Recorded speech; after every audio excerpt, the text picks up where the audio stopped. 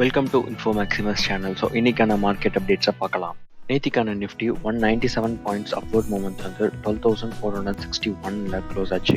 சென்செக்ஸும் 704 points upward moment வந்து 42,597 point லெவலில் close ஆச்சு. ஸோ செக்டார் வைஸ் நிஃப்டி பார்த்தீங்கன்னா bank Nifty, financial service, IT, metal, energy, ஆட்டோன்னு எல்லா ஸ்டாக்ஸும் நல்லாவே பெர்ஃபார்ம் ஆகிருக்கு எக்ஸப்ட் மீடியா ஸ்டாக்ஸ்.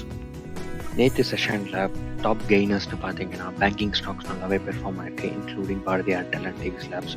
லூசிங்கில் பார்த்தீங்கன்னா Cipla, doctor Reddy's lab and Adani போர்ட்ஸ்ன்ட்டு சில ஸ்டாக்ஸ் வந்திருக்கு.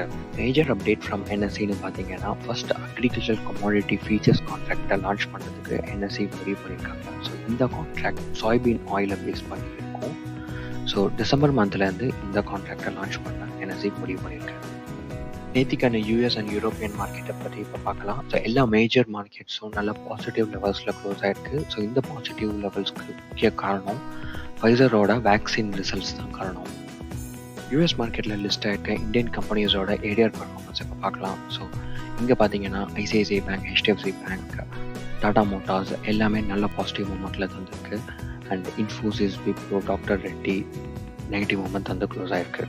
ஓகே, இன்னைக்கான மார்க்கெட் செட்டப்பை பற்றி இப்போ பார்க்கலாம். ஜப்பான் அண்ட் ஹாங்காங் மார்க்கெட் நல்ல பாசிட்டிவ் மூமெண்ட்டில் இருக்குது. South Korea and China market ரொம்ப பெரிய மூமெண்ட்ஸ் எதுவும் தரல. எஸ்ஜிஎக்ஸ் நிஃப்டி 1.4% அப்பில் இருக்குது. ஸோ இன்னைக்கான Indian market most likely gap அப்பில் ஓப்பன் பண்ணுறதுக்கான சான்சஸ் ரொம்ப அதிகம்.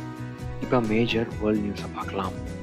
ஃபைசர் அண்ட் பயோஎன்டெக் ரிலீஸ் பண்ண நியூஸில் தேர்ட் ஸ்டேஜ் கொரோனா டெஸ்டிங் 90% எஃபெக்டிவ்னு ப்ரூவ் பண்ணியிருக்காங்க.